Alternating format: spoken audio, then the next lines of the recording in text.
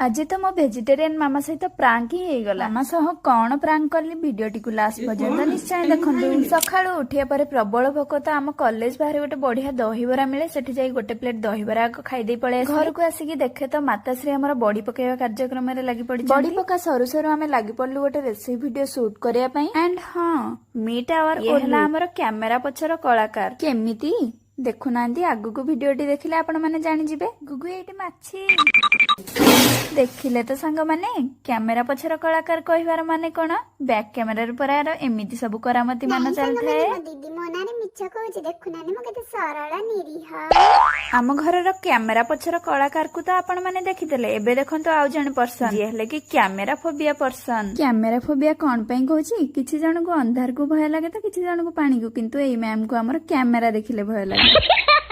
एठी हम दी भौणी मिसी के आलू परोटा बनेयार लागि पड़िथिलु तापरे तो स्टार्ट हे गला असली मजा।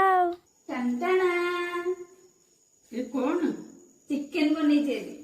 चिकन खाइबनी खाई के देखे चिकन ना कोन भेज चिकन एटा भेज चिकन के खाई के देख जानी